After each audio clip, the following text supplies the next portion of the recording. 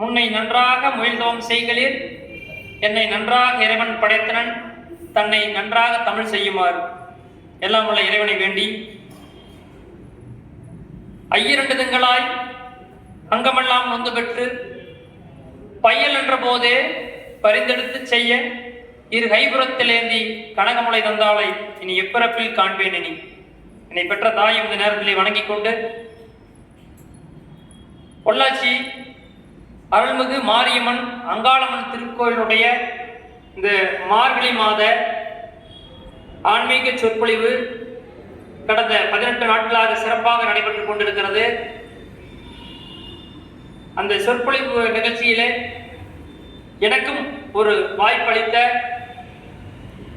பொள்ளாச்சி மாரியம்மன் மற்றும் அங்காளம்மன் திருக்கோயிலுடைய அறங்காவலர் குழுவிற்கும் செயலாளர் உட்பட அனைத்து நண்பர்களுக்கும் இந்த வேளையிலே நன்றி கலந்த வணக்கத்தை தெரிவித்துக் கொள்கிறேன். அதோடு இந்த ஆன்மீக சொற்பொழிவிற்கு வருகை புரிந்துள்ள ஆண்டோர் பெருமக்களையும் சான்றோர் பெருமக்களையும் அனைத்து அன்பர்களையும் இந்த நேரத்திலே நன்றி கலந்த வணக்கத்தோடு, அன்பர்களே, இன்றைய தலைப்பு சிந்தையை மகிழ்விக்கும் மாணிக்க வாசகர். பொதுவாகவே நம்ம வாழ்க்கையில மகிழ்ச்சியா இருக்கணும் தான் நம்ம நினைப்போம், இன்பமா இருக்கணும் தான் நினைப்போம். ஏன்னா அதுதான் நம்மளுக்கு தேவையான ஒன்றாக இருக்கிறது. எல்லாருமே இன்பத்தை விரும்புவதும் துன்பத்தை விரும்ப மாட்டோம். எல்லாருமே மகிழ்ச்சியை விரும்புவதும் துக்கத்தை விரும்ப மாட்டோம். அப்ப நம்ம எல்லாருமே நினைக்கிறது மகிழ்ச்சி இன்பம் தான். சிந்தையை மகிழ்விக்கும் அந்த மகிழ்ச்சி தான் நம்ம விரும்புவோம். என்னை பொறுத்தளவுக்கு பொதுவாகவே வேண்டுதல் அப்படிங்கிறது 2 வகையான வேண்டுதல் உண்டு. வேண்டுதலை 2 வகையை பிரிக்கலாம். அதுல ஒண்ணு தனக்காக வேண்டது, இன்னொன்று பிறருக்காக வேண்டுதல். வேண்டுதல் 2 வகை. என்னுடைய பார்வையின் அடிப்படையில வேண்டுதல் 2 வகையாக பிரிக்கப்படுகிறது. ஒண்ணு நாம நமக்காக வேண்டிக்கிறது, இன்னொன்று பிறருக்காக வேண்டது. அந்த தனக்காக வேண்டுறதுங்கிறது சாதாரணமான ஒரு மனிதனுடைய செயல் தான். எனக்கு இது வேணும், அது வேணும், அல்லது இது நடக்கணும் அப்படின்னு இறைவனை வேண்டுவதில் அது சாதாரணமாக நடக்கக்கூடியது தனக்காக வேண்டுதல்.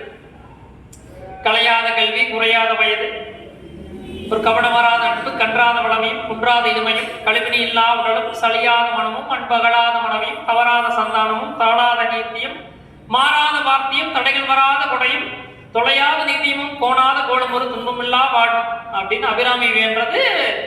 அது ஒரு வகையான வேண்டுதல். அது எப்படின்னா நமக்காக வேண்டிக்கிறது. கலையாத கல்வி எனக்கு வேணும், எனக்கு குறையாத வயது வேணும், நல்ல நட்பு வேணும், கன்றாத இளமை, நல்ல உடம்போட நல்ல இளமையோடு இருக்கணும், அன்பான மனைவி வேணும், அழகான குழந்தைகள் வேணும்னு மனிதனுடைய முதல் அடிப்படை வேண்டுதல் அது தனக்கான வேண்டுதலா இருக்கு.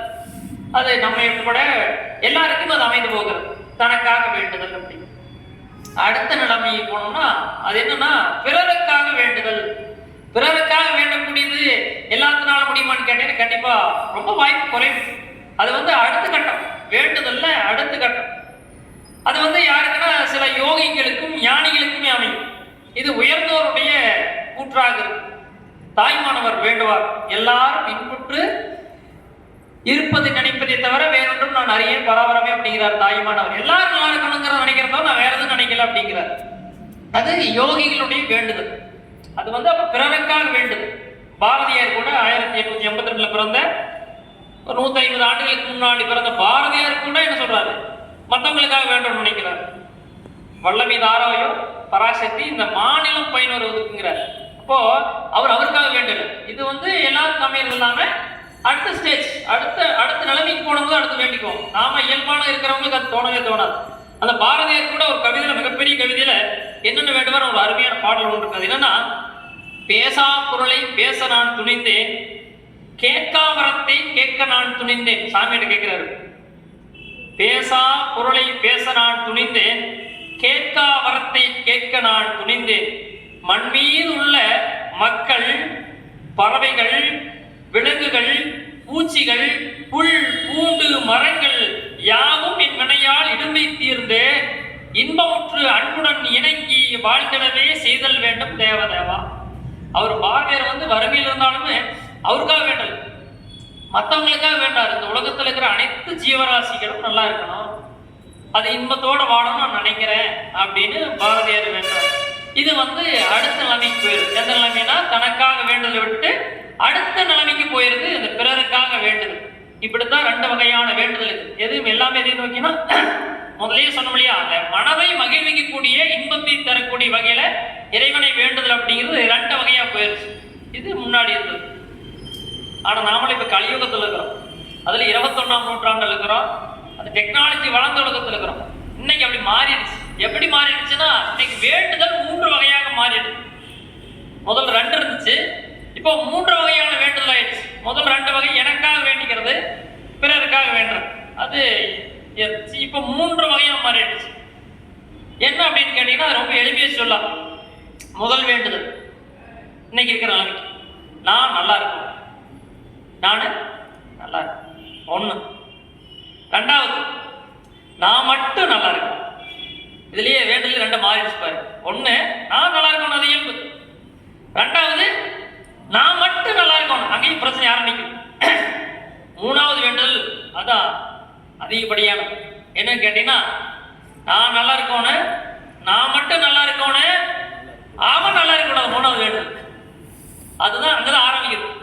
களி முத்தி அடிச்சுக்கிறாங்க. களியில நம்ம பார்த்துட்டு இருக்கிறோம். 21ஆம் நூற்றாண்டுல அறிவியல் வளர்ச்சி ஒரு பக்கம் போனாலும் நாம வந்து இன்னைக்கு வந்து ஆன்மீக சொற்பொழிவு நடக்கும். போன வாரம் பொள்ளாச்சி திருவிழா நடந்தது. பொள்ளாச்சியில கிட்டத்தட்ட 8-9 நாள் நடந்து நான் ஒரு நாள் நிகழ்ச்சியில கலந்துக்கிட்டேன். அதுல இருந்த கூட்டத்தை நீங்க பார்த்துருந்தீங்கன்னா வேண்டுதல் எப்படி இருக்குன்னு தெரிஞ்சது. இன்னைக்கு நம்ம மாரியம்மன் கோவில சிறப்பு சொற்பொழிவு மிக பிரமாண்டமா அந்த 18 நாள் நடந்துட்டு இருக்குது. ஒன்னும் 10 நாள் நடக்கும் போது, 29 நாள் இந்த மாசத்துல நடக்கும் போது அதற்கான வேண்டுதலுக்கு எத்தனை பேர் இருக்கிறீங்கன்னு பார்த்தாலும் தெரிஞ்சு நம்முடைய வேண்டுதல் எப்படிங்கிறது. இப்ப அந்த 3ஆவது வகை வேண்டுதலுக்கு பாத்தீங்களா, அதுதான் இன்னைக்கு வந்து இன்பம் நினைச்சுக்கிறாங்க நிறைய பேர். ஃபர்ஸ்ட் நம்ம இன்பத்தான் பேச ஆரம்பிச்சோம். சிந்தையை மகிழ்விக்கும், சிந்தையில மகிழ்ச்சியை தரக்கூடியது, மனசுல எது இன்பத்தை தரக்கூடியது அப்படின்னா வேண்டுதல். எல்லாரும் அதை தான் நினைப்போம். நான் வந்து நினைப்பேன் நான் நல்லா இருக்கும்னு நினைப்பேன். ரெண்டாவது வேண்டுதல் நான் முதல்ல சொல்றேன் நான் மட்டும் நல்லா இருக்கும். மூன்றாவது என்ன பிரச்சனைக்குரிய வேண்டுதல் அப்படின்னு கேட்டீங்கன்னா அவன் நல்லா இருக்கக்கூடாது. இன்னும் ரொம்ப எளிமையா சொல்லணும்னா நம்ம சொந்தத்துக்குள்ள யாராவது பார்த்தீங்கன்னு நண்பர்களை தாண்டி எனக்கு உறவினர்களை பார்த்து நீங்க எங்க கேட்பாங்க தெரியும். ஃபர்ஸ்ட் பார்த்தோன்னே நம்மள நல்லா இருக்கீங்களான்னு கேட்பாங்க. தயவு செஞ்சு நண்பர்களே, உங்களை யாராவது நல்லா இருக்கீங்களான்னு கேட்டாங்கன்னா இனிமேல் நீங்க வந்து அப்படின்னு மட்டும் சொல்லிருங்க. நல்லா இருக்கேன்னு நீ சொல்லிடுறீங்க தயவு செஞ்சு. ஏன்னா அப்பவே அடுத்தவங்களுடைய மனசு அப்படி என்ன தெரியுமா, ஓ நல்லா இருக்கியா, நல்லா இருக்கியா அப்படிங்கிற மாதிரி ஆயிரு. அப்போ இந்த வேண்டுதல் என்பது நம்முடைய மனதை மகிழ்ச்சி தரக்கூடியதாக இருக்க வேண்டும், இன்பம் தரக்கூடியதாக இருக்க வேண்டும். அப்படின்னா இப்ப நாம் என்ன செய்யணும்? மாணிக்க வாசகர் திருவாசகத்துக்கு போறதுக்கு முன்னாடி தலைப்பிலேயே நம்ம பார்த்து சிந்தையை சிந்தையில் மகிழ்விக்கும் மாணிக்க வாசகர். மாணிக்க வாசகர் அப்ப போவோம். மகிழ்விக்கும் மகிழ்ச்சி தான் நம்மளுக்கு தேவை, இன்பம் தான் தேவை. அப்ப இன்பம்ங்கிறது எது, இன்பம்ங்கிறது எது, மகிழ்ச்சிங்கிறது எது அப்படின்னா அழகா வள்ளுவர் சொல்றார். 2000 ஆண்டுகளுக்கு முன்பு வாழ்ந்த நம்முடைய திருவள்ளுவர் சொல்றார்.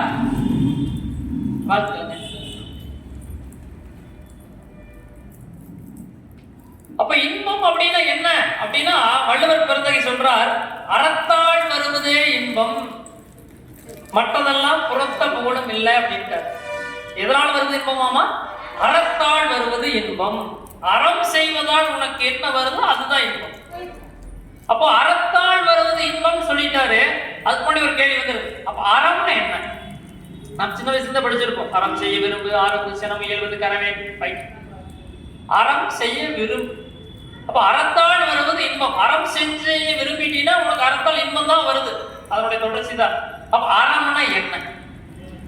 அறம்னு ஒரு கேள்வி இருக்கு இல்லையா? அறம்னா என்ன? அறத்து நிறைய விளக்கம் சொல்றாங்க. ஆனா ரத்தன சுருக்கமா அறத்துக்கு ஒரே ஒரு பொருள் தரோம்னா அறம் அப்படின்னு நல்லது, நல்லது செய்ய விரும்பு. ஃபர்ஸ்ட் அவையார் அழகா சொல்றாங்க, அறம் செய்ய விரும்பு. அப்ப அறம் எனப்படுவது நீ நல்லதை செய். யார என்ன செஞ்சிருக்கோம், நீ நல்லது செய்.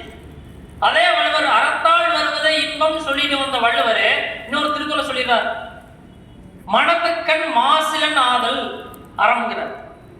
மனதளவுல நான் குற்றமில்லாதவனாக இருந்தா அது அறச்சை. புரியுதுங்களா? இப்போ அறம் எல்லாம் வாழ்க்கைக்கு அவ்வளவு ரொம்ப முக்கியமான தொடர்பான சொற்கள் எல்லாம் அறம் அப்படிங்கிற வார்த்தை. மனதுக்கண் மாசில நாதல் அனைத்து அரண் ஆகுல நீரம்பரம். மற்றதெல்லாம் வேறையே இல்லை. இதெல்லாம் அறத்தை தவிர, நீ மனத்துல மாசு இல்லாம இருக்கிற தவிர, நல்லது செய்யற தவிர, நீ என்ன செஞ்சாலும் சரி, கோடி கோடி ஒருத்தன் கொடுத்தாலும் சரி, வாரி வாரி வழங்கினாலும் சரி, அதெல்லாம் அறம் கிடையாது. நான் அவனுக்கு அது கொடுத்தேன், நான் இது கொடுத்தேன், உதவி செஞ்சேன், அதெல்லாம் அறம் என்பது கிடையவே கிடையாது. மனதிற்கண் மாசிலன் ஆதல் அனைத்தரன் ஆகுல நீரம்பரம். மற்றதெல்லாம் அறமே இல்லைன்ட்டா. இப்ப போங்க முன்னாடி வேண்டது, நான் நல்லா இருக்கணும், நான் மட்டும் நல்லா இருக்கணும். முன்னாடிக்கிறவன் அவன் நல்லா இருக்க கூடாது அப்படின்னு மூன்று சொன்னோம் இல்லைங்களா? இப்ப பாரு, மனதுக்கண் மாசிலனாலும் அங்க பொருந்தும். நான் நல்லா இருக்கணும், தப்பே இல்லை, விட்டுரு. நான் மட்டும் நல்லா இருக்கணும், அங்கேயும் மாசு ஆரம்பிச்சிடுச்சு. நான் மட்டுங்கிற வார்த்தைக்கு வந்துடுச்சு. மனதுக்கண் மாசிலனாதல். இப்ப ஆப்போசிட்ல இருக்கிறவன், எனக்கு முன்னாடி இருக்கிறவன், பக்கத்துல இருக்காரன், தெரிஞ்சவன் தெரியாதவன், என் கூட வேலை செய்யறவன், அவனால நல்லா இருக்கக்கூடாது நீ வேண்டிட்டு உன்ற மனதுக்குள்ள எது வந்துடுச்சு? மாசு வந்துடுச்சு. அப்ப மாசு இல்லாம இருக்கணும், நான் நல்லவனா இருக்கணும், அறத்தோட வாழணும் அப்படின்னா என்னுடைய சிந்தை, என்னுடைய மனசு நல்லா இருக்கணும். அப்ப அந்த சிந்தையை மகிழ்விக்க கூடியது எதுவா இருக்கணும்? நீ செய்யக்கூடிய செயல் இருக்கணும். அதுக்கு தான் அந்த சிந்தையை மகிழ்விக்கிறதுக்கு தான் நம்முடைய வேதங்கள், இலக்கியங்கள். ஆன்மீக காலத்துல, பக்தி இலக்கியங்கள் பெருகிய காலத்துல மனிதன் காட்டு மராண்டித்தனமா சுத்திட்டு இருந்தான். அவனை நல்வழிப்படுத்துவதற்கு தான் இந்த பக்தி இலக்கியங்கள் தோன்றியதாக வரலாறு சொல்லுகிறது. இப்போ சிந்தையை மகிழ்வித்தா நம்மளுக்கு அறம் நல்லா இருக்கும், அறம் நல்லா இருந்தா வாழ்க்கை நல்லா இருக்கும். அப்போ சிந்தையை மகிழ்விக்கிறதுக்கு என்னென்ன தேவை அப்படின்னு பாத்தீங்கன்னா, இந்த பாராயணம் பண்றது, இந்த பாட்டு பாடுறது, நல்ல கதைகள் படிக்கிறது, இலக்கிய சொற்பொழிவு கேட்கறது, இறைவனை நினைச்சு வேண்டது, இதெல்லாம் தான் என்ன பண்ணுது அப்படின்னு கேட்டீங்கன்னா, நம்மளுடைய மனசை சுத்தமா வச்சுக்கணும், தெளிவா வச்சுக்கணும். அதுக்கு தான் இந்த பக்தி இலக்கியங்கள் தோன்றியது, இதிகாசங்கள் தோன்றியது, மகாபாரதம், கம்பராமாயணம் உட்பட பல்வேறு இதிகாசங்கள் எல்லாம் தோன்றியது. அப்படி நாம நம்முடைய மனதை மாசில்லாமல் வைத்துக் கொள்வதற்கு இவை பயன்பட்டது. அதன் அடிப்படையில நம்மளுக்கு என்னுடைய தலைப்பாகிய சிந்தையில் மகிழ்விக்கும் அல்லது சிந்தையை மகிழ்விக்கும் திருவாசகம் என்ன செஞ்சு, அதுதான் நம்ம பார்க்கணும். அதுக்கு மாணிக்க வாசகர் என்ன செஞ்சார், மாணிக்க வாசகர் என்ன சொன்னார், அதைத்தான் நம்ம பார்க்க போறோம். உங்களுக்கே தெரியும், திருவாசகம், திருவாசகத்துக்கு முருகார், ஒருவாசகத்துக்கு முருகார். வள்ளலார் சுவாமி சொல்றார், வாடி வேரை கண்ட போதெல்லாம் வாடி. வள்ளலார் சுவாமி சொல்றார், என்ன சொல்றார்? திருவாசகத்தை படிச்சுட்டு, வான் கலந்த மாணிக்க வாசகா நின் வாசகத்தை நான் கலந்து பாடுங்கால் நற்கற்பஞ்சாற்றினிலே தேன் கலந்து பால் கலந்து செலுங்கனி தீஞ்சுவை கலந்து ஊன் கலந்து உயிர் கலந்து உவட்டாமல் எனக்கு நிற்குதுங்கிறார். நான் திருவாசகம் படித்தேன், என்ன போச்சு, அப்படியே மனசுக்குள்ள அப்படியே நிற்குதுங்கிற. அப்படிப்பட்டதான் திருவாசகம். ஆங்கில வெளிநாட்டில் வந்த பாதிரியார் ஜி.யு. போப், அவர் இங்க என்ன தமிழ் தன்னுடைய மதத்தை பரப்பு வந்தவர் ஜி.யு. போப். அவர் இங்க திருவாசகத்தை படிச்சுக்கிட்டு திருவாசகத்தை அவர் ஆங்கிலத்தில் மொழிபெயர்க்கிற அளவுக்கு அந்த திருவாசகத்தினுடைய சிறப்பு இருக்கு. திருவாசகம் உங்களுக்கு தெரியும், 658 பாடல்களை உடையது. திருவாசகத்து நிறைய சிறப்பு இருக்கு. 51 பதிகத்தினால பாடப்பட்டது. மார்கழி மாதத்துல முழுவதும் முற்றோதல் செய்வாங்க. அது நம்ம பொள்ளாச்சி மண்ணில் நிறைய, நேற்று கூட கேகேஜி மண்டபத்தில் முற்றோதல் செஞ்சாங்க. திருவாசகம் பொள்ளாச்சியில, தமிழ்நாட்டில் பொள்ளாச்சி மண்ணில் அதிகமாக என்ன பண்றது, முற்றோதல் செய்யப்படுகிறது. அப்படிப்பட்ட அந்த திருவாசகத்தை நாம் படித்தாலே நம்முடைய சிந்தை மகிழ்விப்பதற்கான அனைத்து சாத்தியக்கூறுகளும் மாணிக்க வாசகர் எனக்கு பதிவு செஞ்சிருக்கிறார். மாணிக்க வாசகரை ஆட்கொண்டார் யார்? சிவபெருமான் ஆட்கொண்டுட்டு போனார். ஆட்கொண்டு அவரா எழுதுறது யார்? சிவபெருமானா எழுதுறதுதான் மாணிக்க வாசகர். அப்படிப்பட்ட அந்த திருவாசகத்தை நாம் படிக்கின்ற பொழுது, திருவாசகத்தை உள்வாங்குகின்ற பொழுது நம்முடைய சிந்தை என்ன ஆகுறதுன்னா ரொம்ப சந்தோஷமாகுது, ரொம்ப மகிழ்ச்சியா இருக்குது, ரொம்ப இன்பமா இருக்குது. அந்த 658 பாடலையும் படிக்கணுமா, 51 பதிகத்தையும் படிக்கணுமானா வேண்டியதே இல்லை. கொஞ்சம் கொஞ்சமா படிச்சா போதும், 2 வரி எடுத்துனாலும் கூட போதும். திருவாசகத்தில் அத்தனையும் நம்ம எடுத்து வாசிக்கணுங்கிற அவசியம் கிடையவே கிடையாது.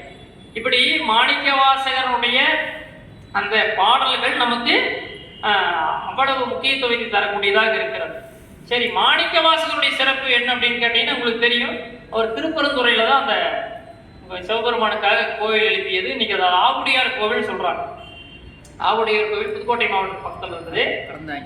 அறந்தாங்கி பக்கத்துல. அங்க வந்து உங்களுக்கு சிவபெருமானுக்கு வடிவம் கிடையாது, அருவமா தான் இருக்கிறார். அப்போ முற்காலத்துல அங்க என்ன பண்றாங்கன்னா, அந்த கோவில்னால பெரும்பாலும் சாமி எடுத்து ஊர்வலம் போய் வருவாங்க. அந்த மூலவர் எடுத்து இந்த செப்பு திருமணியை வச்சுட்டு போய் வருவாங்க. அந்த கோவில் அந்த பழக்கம் இல்லை. ஏன்னா மாணிக்க வாசகர் வந்து எல்லாமே சிவன் போயிட்டாரு. நானே சிவன் தான், நான் வாழ்ற வாழ்க்கையே சிவன் தான், எல்லாமே எனக்கு சிவன் தந்தது, அது நல்லது கெட்டது வேற எதுவுமே கிடையாது, வழிபாடுகளையும் எல்லாமே சிவன் அப்படின்னு வாழ்ந்தார். பொதுவாக நாம் தெரிஞ்சுக்கணும், வழிபாட்டுல நாம வழிபாடுற முறை வேற, பிறவி பெருங்கடல் நீந்தவர் நீந்தார் இறைவனை சேராதுங்கிற நாம வாழ்றது நம்முடைய வாழ்க்கை முறை வேண்டுதல் வேற. ஆனா அவங்க நாயன்மார்களுடைய வாழ்க்கை முறையில வேற, அது அவருடைய பாடலையே வருது. நம்ம வேண்டுதல் அப்படிங்கிறது வந்து நம்முடைய இந்த வாழ்க்கைக்கு தேவையானதா இல்லாம இந்த பிறவியை முடிப்பதற்கான வேண்டுதலா இருக்கணுங்கிறார். திரும்ப நம்ம பிறவி எடுக்கக்கூடாது அப்படிங்கிற மாதிரி வேண்டுதலா கொண்டது மாணிக்கவாசனுடைய திருவாசகத்துல நம்ம எல்லா இடத்துலையும் பார்க்கலாம். அப்படி வந்து அங்க இருக்கிற அடியார்கள் எல்லாம் போய் சிவபெருமான்கிட்ட வேண்டுறாங்க, சாமி இப்படி வந்து நம்முடைய விதிப்பிரகாரம் ஆகம விதிகளின் படி ஒவ்வொரு கோவிலையும் நிறைய விழாக்கள் கொண்டாடணும், அதுல அந்த திருமேனி செஞ்சு எடுத்து அப்படி ஊர்வலமா எடுத்துட்டு போயிட்டு வருங்கிறது ஒரு இயல்பான நிகழ்ச்சி. அப்படி வந்து இங்க நம்மளுக்கு இல்லையே, எந்த உருவத்தை உங்களுக்கு எடுத்துட்டு போறது? உங்களுக்கு கிட்டத்தட்ட 64 அந்த சிவபெருமானுடைய மூர்த்தங்கள் இருக்குது, வடிவங்கள் இருக்குது, மகேஸ்வர வடிவங்கள் இருக்குது, அதுல நாங்க எதை எடுத்துட்டு போறதுன்னு போய் வேண்டுவாங்க. அப்போ சிவபெருமான் தோன்றி ஒரு துணியில அங்க உருவம் வச்சிருக்கிறாங்க, அதை நீங்க பார்க்கலாம் அப்படின்னு சொல்லியிருப்பாரு.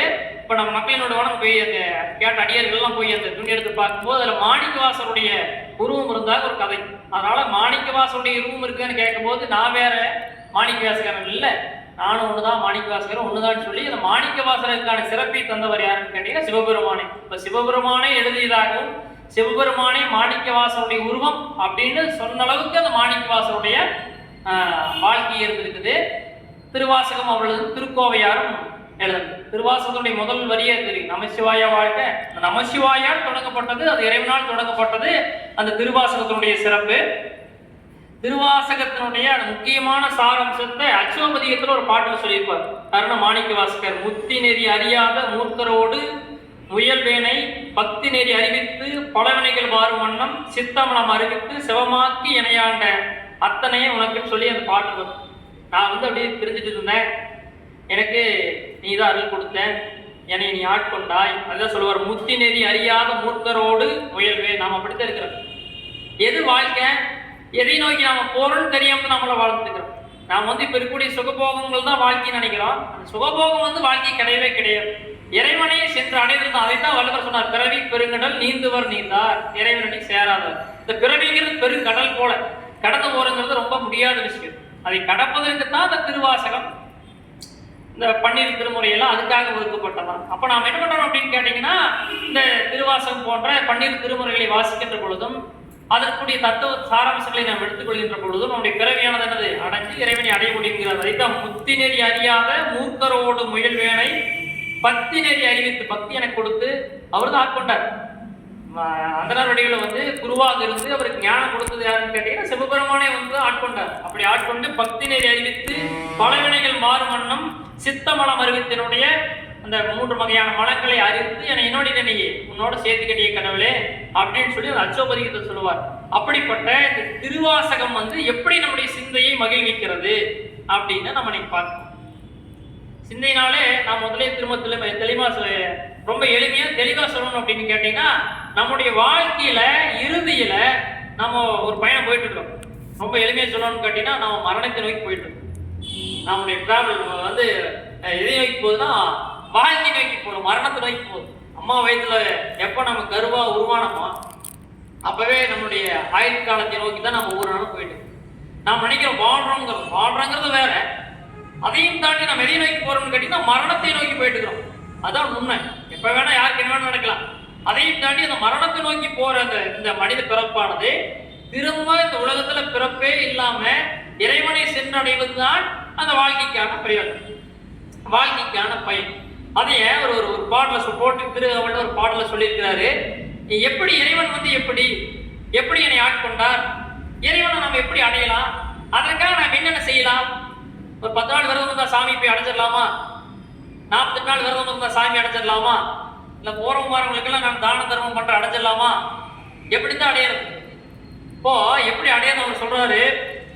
தடலது கண்ட மெழுகு போல தடல் அது கண்ட மெழுகு போல தொழுது உளம் உருகி அழுது உடல் கம்பி ஆடியும் அலறியும் பாடியும் பரவியும் கொடிரும் பேதையும் கொண்டது விடாதெனும் படியே ஆகி நல் இடையரா அன்பில் பசும் மரத்து ஆணி அரைந்தார் போல.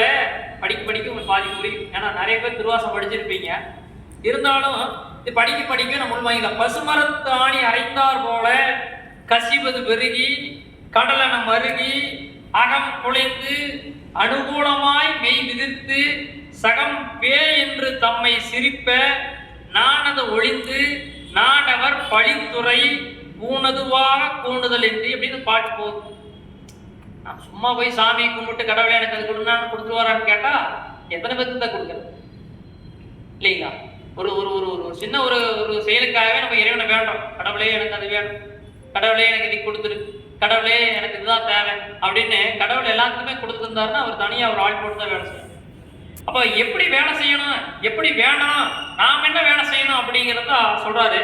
தடலது கண்ட மெழுகு போல. தடல நெருப்பு கட்ட மெழுகு போயாச்சுனாலே அப்படி உருகிக்காம போயிடும். நாம் எப்படி இருக்கோம்? இறைவனை பார்த்தா உருகணும். நாம இப்போ இருக்கிற காலத்துல சாமியை போய் கும்பிடலாம் அப்படின்னு அப்பதான் போன் அடிக்கும்.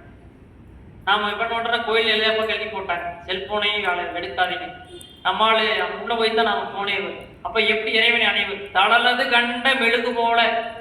நெருப்பு கண்டோன்னா மெழுகு எப்படி உருகி போயிருந்தோ அது மாதிரி இறைவனை கண்டோன்னா உருகிறோம். அப்படி உருகினா மட்டும்தான் நம்ம இறைவனை போய் அடைய முடியும். இந்த பொய்யான பின்னாடி வருது பாடல், பொய்யான பற்றற்ற வாழ்க்கை இது வந்து நிலையானது கிடையாது.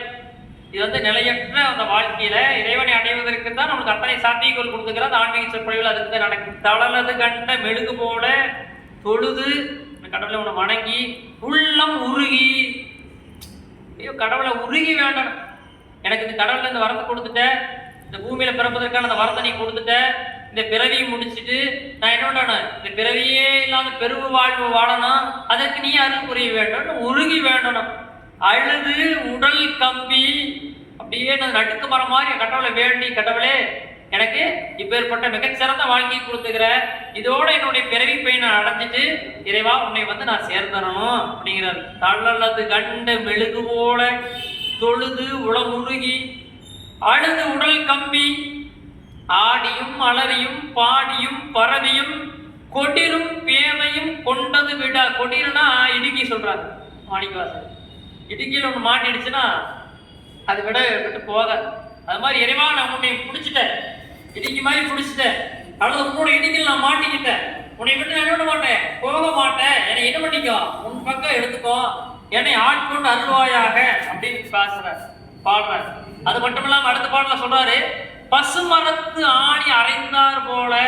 பசுமரத்துல ஆணி அடிச்சது நம்ம ஜாட்டு போய் திரும்ப எடுக்கிறது ரொம்ப கஷ்டம். இறைவனை வணங்கும் போது நம்ம அப்படித்தான் வணங்கணும். பசுமரத்து ஆணி பதிந்தார் போல அப்படி சொன்னது அப்படியே கடவுளை வேண்டி உருகி அப்படியே நிக்கணும். இப்படி பசுமரத்து ஆணி அரைந்தார் போல கசிவது பெருகி மனசுக்குள்ள அப்படியே என்ன கசியணும். எப்ப கசியும் உங்களுக்கு தெரியும், பெருசு நிறைய அதிகமாக கசி வெளியே வரப்பாரு, குறைய வந்தா வரவே வராது. கசிவது எங்க கசியுதுன்னா எப்ப இதுல ஒரு லிக்விட் ஒரு திரவம் வந்து எப்ப அதிகமா இருக்குதோ அப்பதான் கசி. அப்ப என்னோட அன்பு அதிகமாக கசிந்து பெருகின்ற பொழுது கடலான மருகி இன்னைக்கு அலை கடல் அலை வந்து வந்து வந்து வந்து வந்து வந்து வந்து வந்து போகுது. இறைவன் நாம் வந்து வந்து வந்து வந்து வந்து வந்து பார்க்கணும். இறைவன் வந்து வந்து வந்து வந்து வேண்டணும். வேண்டும் போது நாம் என்ன பண்ண முடியும், இறைவன் அடே நம்மளை வந்து பார்க்கறாண்டா அப்படின்னு தோணும். வரும்போது இந்த 3 வகையான மலங்கள் நம்ம விட்டு நீங்கணும். மாய கண்மையெல்லாம் நம்மளை விட்டு நீங்கணும். அப்படின்னா நம்ம இறைவனை நம்ம தேடி வந்து தேடி வந்து தேடி வந்து தேடி வந்து பார்க்கணும். அகம் குலைந்து அனுகூலமாய் மெய் விதித்து சகம் பேய் என்று தம்மை சிரிப்ப. மக்களுக்கு பார்த்து என்னடா பேய் இப்படிமா பேயாண்டா தெரியலாம் பாருமாங்க. நம்ம பேய் மாதிரி தெரியுங்கிற கடவுளை பார்த்து பேய் மாதிரி தெரிஞ்சுன்னா அவர் என்னோட உன்னை பிடிச்சிக்குவாரு. பேய் என தம்மை சிரிப்ப. அப்படி சிரிப்பா உனக்கு வெக்கமா இருக்கு, அதெல்லாம் விட்டு கண்டுக்காத. நம்ம ஊர்லிங்க கெட்டது செஞ்சவனுக்கு மதிப்புண்டு போகுது, நீங்க நல்லது செஞ்சு பாருங்க. ரொம்ப இது மாணிக்கவாசர் சொன்னார், நாயின் கீழ்பிறப்பு அப்படிம்பார். நம்மள ஒரு நாயும் மதிக்காது. நீ நல்லது செய்யறதுக்கு நீங்க வெக்கப்படணும், போச்சப்படணும். பொள்ளாச்சி திருவிழாவில் நீங்க ஆட்டம் போடுறதுக்கு கூட்டம் நிறைய இருக்கு. ஆனா ஆண்டவனை வேண்டுவதற்கு கூட்டம் குறைவா இருக்கு. அதற்கு காரணம் என்னன்னு கேட்டீங்கன்னா அதுதான் அந்த பேய் போன்ற அலைகிறது தான் நம்முடைய மனித வாழ்க்கை. அப்படி பேய் போன்று அலைகிறேன்னு சொன்னாலும் நீ அங்கே வருத்தப்படாத, என்னை வந்து பாரு, கடவுளை வேண்டுன்னு மாணிக்கவாசகர் சொல்றாரு. அருபரத்தொருவன் அவனியிலே வந்து குருபரனாகி அருளிய பெருமையை சிறுமி என்று இகழாதே அப்படின்னு பாட்டு போகும். கடவுளை வேண்டு, உருகி வேண்டு. சரி, உருகி வேண்ட என்னை கடவுள் ஆட்கொண்டு விடுவாரா அப்படின்னா அந்த திருவாசகம் முழுவதும் பேசுற. நீ திருவாசகத்தை கொஞ்சம் கொஞ்சமா படிச்சு பார்த்தா நம்முடைய முக்தி நெறியை நோக்கி போவதற்கு, இறைவனை அடைவதற்கானதை ஒவ்வொரு கூறா சொல்லிட்டு போறாரு. நீங்க ரொம்ப புரிய மாதிரி சொன்னா ஒரு களிமண் எடுத்துக்கு, ஒரு களிமண்ணை எடுத்து நாம அதையே ஒரு பொம்மை செய்யணும் அப்படின்னா எடுத்தோடனே களிமண் அப்படி பொம்மை செஞ்சிட முடியாது. களிமண்ணில் தேவையான அளவு ஈரத்தை வைக்கணும். ரொம்ப அதிகமாக போனாலும் கையில் நிற்க போயிடும், ரொம்ப குறைவு போனாலும் படன்னு பிடிச்சிக்கும். அப்போ களிமண்ணை பொம்மையாக்குறதுக்கு தேவையான அளவு, சரியான அளவு தண்ணி விடணும். தண்ணி விட்டு அதை நல்லா பிசைஞ்சு அதை மாவாட்ட ஆக்கி அப்புறம் அந்த வடிவத்துக்கு கொண்டு வரணும். அந்த வடிவத்துக்கு கொண்டு வந்ததுக்கு அப்புறம் நெருப்புலையோ அல்லது வெயிலையோ வச்சு சுடணும். அது பக்குவமாகணும். பக்குவமானதுக்கு அப்புறம் அது உருவம் வரும். அதுக்கப்புறம் மூக்கு கண்ணு எல்லாம் கரெக்டாக வச்சு அதுக்கப்புறம் வண்ணம் தீர்த்ததுக்கு அப்புறம் தான் அந்த சாதாரண களிமண் என்ன ஆகுது, ஒரு ஓமையா உருவமா. கல்லும் அப்படித்தான், சாதாரண கருங்கல் தான் அழகா வெட்டி எடுத்து உடைச்சு அதை நல்லா செதுக்கி இது எல்லாம் செய்யும் போதுதான் அந்த ஒரு சாதாரண ஜடப்பொருளா இருக்கக்கூடிய இது கூட உயிர் பெறக்கூடிய தன்மையில மாறுது. ஆனா நாம உயிர் பெற்ற தன்மையுடையவர்கள். அப்ப நம்மளை மாத்திரம் நாம் எத்தனை செய்ய வேண்டியது இருக்கு. நாம சும்மா சாதாரணமா வந்து இறைவனை வேண்டிக்கிட்டு நாம வந்து செய்யறது நல்லது அப்படின்னா அது நன்மை நோக்கி போயிருமான்னு கேட்டீங்கன்னா வாய்ப்பு ரொம்ப ரொம்ப ரொம்ப ரொம்ப குறைவு. அப்போ நாம நம்முடைய இந்த மனித பிரிவினுடைய இறுதி நிலையை அடைவதற்கு நாம் அதை நோக்கி போகணும் அப்படின்னு கேட்டீங்கன்னா நாம நம்ம மண்பானை மாறி அந்த கல்லை போல நாமளே நம்ம மாத்திக்கும் பொழுது அதனுடைய தன்மை என்ன ஆகுதுன்னா நம்மளை இறைநிலையை நோக்கி அழைத்து செல்கிறது. அதற்கான சாத்தியக்கூறுகளை நாம் பெற வேண்டும். அது ஆனந்த பரவசர் ஒரு பாட்டுல சொல்றாரு. என்ன சொல்றாரு, நீ அன்பு செலுத்து ஆண்டவனை பெறலாம்ங்கிறார். அப்ப அன்பு எவ்வளவு முக்கியம் அப்படிங்கிறது திருவாசகத்தில் நாம் பொருளாம். அதுக்கு ஒரு பாட்டு, அழகான பாட்டு சொல்லுகிறாரு. யானே பொய், என் நெஞ்சம் பொய், என் அன்பும் பொய், ஆனால் வினையேன் அழுதலால் உன்னை பெறலாமே. அருமையான ரெண்டு வரி. இந்த திருவாசகத்துல நான் சொன்ன அந்த 658 வரி படிக்கணும் அவசியமே இல்லை. இந்த ரெண்டு வரி போதும். இறைவனுக்கு நாம் அன்பினை செலுத்துகின்ற பொழுது இறைவனை அடைய முடியும். யானே பொய், என் நெஞ்சம் பொய், என் அன்பும் பொய், ஆனால் வினையேன் அழுதால் உன்னை பெறலாமே. தேனே அமுதே கருமின் தெளிவே தித்திக்கும் மானே அருளாய் அடியேன் உனை வந்து உருமாறே. அருமையான பாட்டு, ஆனந்த பரவசத்துல வரக்கூடிய பாட்டு. என்ன சொல்றாரு, யான் பொய், இந்த உடம்புக்கு இல்லையா, என்ன வேணும் நடக்கலாம், இன்னைக்கு இருப்பவன் நாளைக்கு இல்லை, நீர் கும்பலி போன்ற இந்த வாழ்க்கை. யான் பொய், நான்ங்கிறது இதுல பொய். நான் அப்படிங்கிறது அது நிலையான வார்த்தையே கிடையவே கிடையாது. யான் பொய், என் நெஞ்ச பொய். என் மனசுக்கு வந்து இந்த மனசு அதை வந்து குரங்கு மனசுன்னு சொல்லுவாங்க. ஆனா மாணிக்க வாசகர் திருவாசகத்துல நிறைய இடத்துல நாயின்னு சொல்றாரு. தன்னை வந்து நாய் கீழே அவர் நினைக்கிறார். ஏன்னா நான் நம்ம ஊர்ல பழமொழி சொல்லுவாங்க, நாய் அங்கோடியும் கேட்டது இங்கோடியும் கேட்டதுவாங்க. நம்ம மனசு அது மாதிரி தான். ஒரே நிலைமையில் இருக்குமான்னு கேட்டீங்கன்னா முடியவே முடியாது. நம்ம திருக்கோவிலுக்கு போறோம், கோவில வணங்க போறோம், சாமி கூட போறோம், அப்ப கூட நம்ம மனசு நிற்குமான்னு பாருங்க, ஒரு 2 நிமிஷம் நிற்கி. அது எதுக்காக, அப்படி சுயலாபத்துக்காக நிற்கி. சாமி எனக்கு இது நடக்கணும், சாமியான 2 நாள் கை வலிக்குது, சாமியான பையனுக்கு உடம்பு சரியில்லை, இதுக்காக அந்த 2 நிமிஷம் மட்டும்தான் நம்ம மனசு நிற்குமே தவிர அதையும் தாண்டி நம்ம மனசு நிற்காது. அதுதான் சொல்றது, யான் பொய், என் நெஞ்சமும் பொய், என் அன்பும் பொய். நான் காட்டுற பார்த்தியா சாமி, உனக்கு அது செய்யறேன் இது செய்யறேன், நம்முடைய வணக்கம் வந்துக்கிறேன், உனக்கு பூ வாங்கி போடுறேன், உனக்கு தட்டுல காசு போடுறேன், உண்டியில காசு போடுறேன், கடவுள் அதை செய்யறேன், அதுவும் பொய். ஆனால் வினையேன் அழுதால் உன்னை பெறலாம். அழுகிறது எப்படி, சாமி போய் கல்வி கலக்கிறதா இல்லை, அன்பால் அழுதால் உன்னை பெறலாம். சாமி வந்து அதுக்கு தான் ஆஃப் ஆகுறாரு. இந்த கோடி கோடி பணம் கொடுக்கறதுக்கு ஆஃப் ஆகல, நான் 100 பேருக்கு சாப்பாடு போட்டேன் அதுக்கும் ஆஃப் ஆகல. நான் அழுது அரண்டு அழுது கத்தி, சாமி நீதான் எதற்காக, எனக்காக அழுக வேண்டுதல, என்னுடைய முக்தி நிலை அடைவதற்காக வேண்டும் பொழுது உன்னை அவர் ஆட்கொள்வார் அப்படிங்கிறாரு மாணிக்க வாசகர். தேனே தேன் போன்றவனே, அமுதே அமுதம் போன்றவனே, கரும்பின் தெளிவே, தித்திக்கும் மானே, மானேன பெரியவனே, அருளாய் அடியேன் உன்னை வந்து உருமாறி, உன்னை வந்து அடிவதற்கு இந்த அன்பை தவிர வேற என்ன அப்படின்னு சொல்லி அந்த ஃபர்ஸ்ட் என்ன சொல்லிடுறாரு, இறைவன் அடிவதற்கு முதல் நிலைமை அன்பை சொல்றாரு. அப்போ நான் அன்பு காட்டுறேன். திருவாசகத்தில் நான் முதல் எடுத்துக்க வேண்டிய விஷயம் முதல்ல அன்பு காட்ட சொல்றாரு. அன்பு காட்டுனா இறைவனை அடையலாம். சரி, நான் அன்பு காமிச்சிட்டேன், நான் டெய்லி அன்பு காமிக்கிறேன், இறைவனை என்னை ஏற்றுக்கொண்டு வரான்னு கேட்டா அது வரைக்கும் பொறு. எப்ப பொறு? பக்குவமாயிரம் வரைக்கும் போடு. நான் அப்படியே சொன்னான், மண் சாதாரண களிமண் எடுத்து அதுல நீர் போட்டாச்சுனால பொம்மை ஏறுமான்னு கேட்டீங்கன்னா ஆகவே ஆகாது. அது ஒரு குறிப்பிட்ட நிலைமைக்கு பக்குவமாகணும் இல்லையா? அதை வந்து பிசைஞ்சு நல்லா மாவாட்டது பண்ணி அதுக்கு குறிப்பிட்ட அளவு நீர் செலுத்தி அதை பக்குவம் அடைவதற்கு நாம் பொறுத்திருக்கோம். நம்முடைய வாழ்க்கையை அப்படித்தான். இறைவனை அடைவதற்கு முதல்ல வேணும்னா பக்குவப்பட வேண்டியது. அதனாலதான் பக்குவப்பட்டவன் எப்பவும் அவசரம் அவள் சீக்கிரம் பேசிட மாட்டான். பக்குவப்பட்டவன் நிறைய எண்ணங்கள் இருக்கு, உயர்ந்த எண்ணங்கள் இருக்கு. அது சொல்றாரு, அனுபவ சுத்தியில சொல்றாரு திருவாசகத்துல, உடையானே நின்றனை உள்கி உள்ளம் உருகும் பெருங்காதல் உடையார் உடையாய் நின் பாதம் சேர கண்டிங்கு ஊர் நாய் கடையானேன் நெஞ்சு உருகாதேன் கல்லா மனத்தான் கசியாதேன் உடையார் புழு கூடுது காத்திருப்பதாக முடித்தாயே. இந்த உடம்பு வந்து நாம தான் நினைச்சுக்கலாம், மேக்கப் எல்லாம் போட்டு பவுடர் அடிச்சு அழகுபடுத்திக்கணும். திருவாசகர் எளிமையை சொல்லிட்டார், மிகப்பெரிய தத்துவம் அது.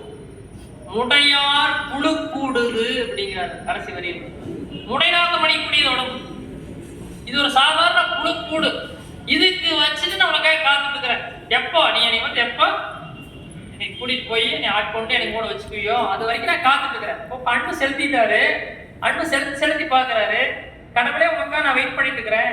நாம போய் நான் வேணும்ன்றோம், சாமி இந்த வாரம் நடந்துச்சுன்னா அடுத்த வாரம் நான் மொட்டை அடிச்சிடுறேன், சாமி இது நடந்துச்சுன்னா அது நடக்கிறதுக்காக இல்லை, அது வரைக்கும் பொறுத்துரு. இறைவனே வேண்டு நடக்கும் வரை பொறுத்துரு, உனக்காக ஒரு ஆட்கொள்வார், அருள் தருவார்.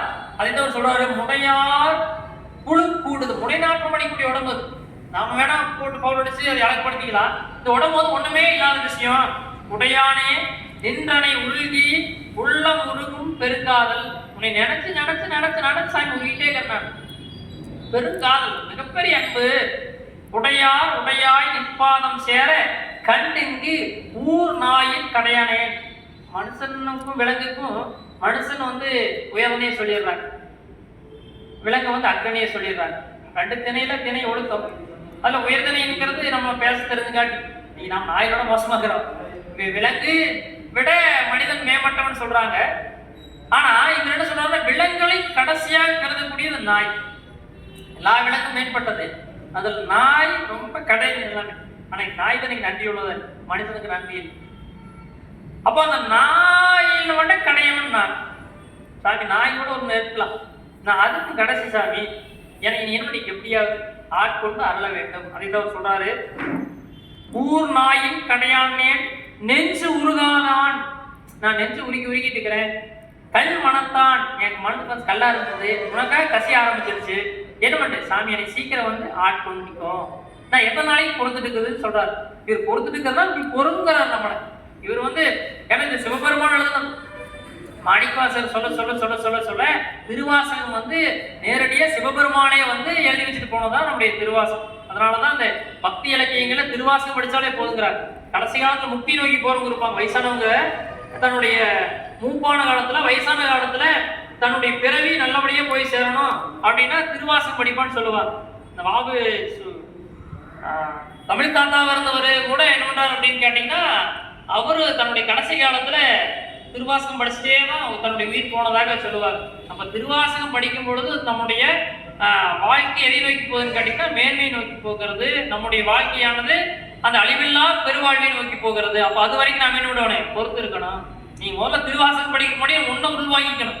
இது வேடலுக்காக படிக்கக்கூடிய பாடல் கிடையவே கிடையாது. திருவாசகம் நம்முடைய வாழ்வு பிறவி இல்லாத பெருவாழ்வு மாறணும் அப்படின்னு கேட்டீங்கன்னா நீங்க திருவாசகம் படிச்சுதாங்க. ஏன்னா அதற்கான வழிகளே அது சொல்லுது.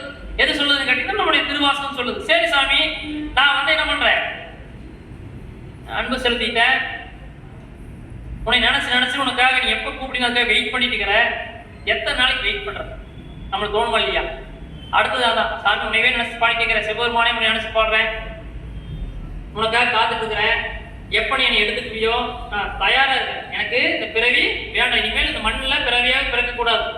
சரி, அது வரைக்கும் நான் என்ன பண்றது அப்படின்னா, அது வரைக்கும் என்னைய இந்த மாதிரி அடியார்கள் இருக்கக்கூடிய இடத்துல நீ வச்சிருக்கிறார். அது வரைக்கும் இன்னொன்று, என் மனசு எப்ப வேணா மாறி போயிரு, மனதும் குறைஞ்சாச்சு, என்ன வேணா எப்ப வேணா மாறி போயிடலாம். அதனால என்னுடைய வாழ்க்கையில உன்னை அடைவதற்கு வரைக்கும் நான் பொறுத்திருக்கிறேன், உண்மையில அன்பு செலுத்திட்டே இருக்கிறேன். ஆனா என்னை என்ன பண்றேன்னா, இந்த அடியார்கள் கூட்டத்திலேயே வச்சுட்டு கற்றாரை கற்றாரை காமருவர் ஒரு பாட்டு, நல்லாரை நல்லாரு தான் சேருவாங்க, அடியாரே அடியார் தான் சேருவாங்க. அப்போ என்னை என்ன பண்ண சாமி, நீ வந்து சக்தி கூட கலந்துருக்கிற, சக்தி உங்க கூட கலந்துக்கிறாங்க, நீங்க 2 பேரும் எங்க கலந்துருக்கிறீங்கன்னா அடியார்களுடைய மத்தியில கலந்துருக்கிறீங்க. அப்ப அந்த அடியார்கள் இருக்கக்கூடிய மத்தியில என்னை கொண்டு போய் சேர்த்திரு சாமி, அது வரைக்கும் உனக்காக நான் காத்துட்டு இருக்கிறேன்னு சொல்லி ஒரு பாட்டு.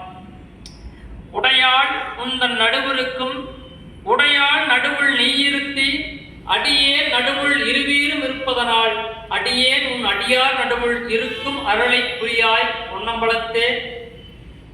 என் முடியா முதலே என் கருத்து முடியும் வண்ணம் முன்னிட்டு, என்னுடைய கருத்து எது உன்னைய அடைவதற்கு. அதான் முதல் வரி சொல்றாரு, உடையாள் உந்தன் நடுவில் இருக்கும். உடையாள் வந்து உன்னுடைய மனசுல இருக்கிறார்.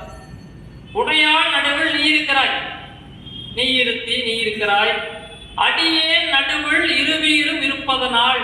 நீங்க 2 பேரும் இருக்கிறீங்க, அடியார்கள் யார் இருக்கிறாங்களோ, உங்களை யார் நினைச்சிருக்கிறாங்களோ அவங்க கூட இருக்கு. அதனால நம்ம சின்ன வயசுல சொல்லுவாங்க, குழந்தைகளுக்கும் நம்ம அப்பா அம்மா சொல்லிடுவாங்க, நல்லவங்க கூட சேர்ப்பாங்க நல்ல புத்தி, கெட்டவங்க கூட சேராத கெட்ட புத்தி. இதெல்லாம் அந்த தத்துவம் தான், வேற ஒன்று திருவாசகத்தை நமக்கு அப்படி சொல்லிட்டு போனாங்க, நல்லவங்க கூட சேரு. அப்ப அடியார் கூட சேரு, நான் இறைவனை நோக்கி என்னுடைய வாழ்க்கையை நான் நகர்த்தி போயிட்டு இருக்கிறேன். அப்ப நீங்க என்ன பண்ணுங்க, எனக்கு அந்த அடியார்கள் இருக்கக்கூடிய மத்தியில என்னை கொண்டு போய் உட்கார வைக்கி. அதைத்தான் சொல்றாரு, அடியேன் நடுவில் இருவீரும் இருப்பதனால், அடியேன் உன் அடியார் நடுவுள் இருக்கும் அருளை புரியாய். எனக்கு ஃபர்ஸ்ட் அதை கூட போதும், நீ என்னை ஆட்கொள்வது அப்புறம் இருப்ப, நான் உனக்கு அன்பு செலுத்திட்டே இருக்கிறேன், நீ எப்ப வேணா நீ ஆட்கொள்ளும். ஏன்னா ஆட்கொள்வதற்கு ஒரு காலம் வரணும். நீங்க திருப்புகழ் தெரியும் உங்களுக்கு, அருணகிரிநாதர் அருமையான 16,000 பாடல் இருந்தாரு, நம்மளுக்கு எல்லாமே கிடைக்கல. திருப்புகழ்ல நம்மளுக்கு அவ்வளவு அருமையான பாடல் இருக்கு. இலக்கியத்துல திருப்புகழை படிக்கணும்னா அதுக்கு ஒரு வரம் வேணும். முடியும். அந்த அருணகிரிநாதரையும் முருகன் கொண்டு ஆட்கொண்டதா சொல்லுவாங்க. அவர் வந்து தன்னை உயிரை மாற்றிக்கலாம் நினைச்சிட்டு போய் மேல இருந்து எட்டி போய் சாகலான்னு போகும்போதுதான் முருகப்பெருமான் அருணகிரிநாதரை காப்பாத்தி, நீ வந்து சரவணபவன் மந்திரத்தை சொல்லி நீ திருப்புகழ் பாடுன்னு சொல்லியிருப்பார். அப்படி ஆட்கொள்வதற்கு ஒரு நேரம் வரணும். நம்ம ஒவ்வொரு காலத்திற்கும் ஒரு குறிப்பிட்ட காலம் நடக்க வரையும் நம்ம பொறுத்து இருக்கணும். அதுதான் ரொம்ப முக்கியம். நம்ம நினைச்சோடனே வந்துட்டா இறைவனே நீட்டு போயிடணும், ஏன்னா நாமளே இறைவனா மாறிடும். நம்ம அதுக்கு தயாரா இருக்கணும். நாம நினைக்கிறதெல்லாம் நடக்கக்கூடாது, நடக்காது. ஏன்னா நாம அவ்வளவு வேகமா போயிட்டு இருக்கோம், இறைவன் அவ்வளவு வேகமா நம்மளை ஆட்கொள்ள மாட்டேன், பொறுமையாக ஆட்கொள்வார். அது வரைக்கும் என்னோட பொறுத்துரு. இப்ப என்னை அடியாரோடு அடியா வச்சிரு, அடியே நடுவுள் இறுதியும் இருப்பதனால், அடியேன் உன் அடியார் நடுவுள் இருக்கும் அருளை புரியாய் பொன்னம்பலத்து. என் முடியா முதலை, நம்ம முடிவும் கிடையாது முதலும் கிடையாது சிவபெருமான். அடிமுடி யாருமே பார்க்கவே முடியும். அப்படி இருக்கக்கூடிய சிவபெருமானே, என் கருத்து முடியும் வண்ணம் முன்னிட்டு, என்னுடைய கருத்து தான் என்ன வந்து என்னைய அடியார் முன்னாடி கொண்டு போய் வச்சிரு, அதுவே நான் செய்யக்கூடிய எது. சரி, அன்பு செலுத்தியாச்சு. இறைவன் என்னை ஆட்கொள்ள வரைக்கும் நான்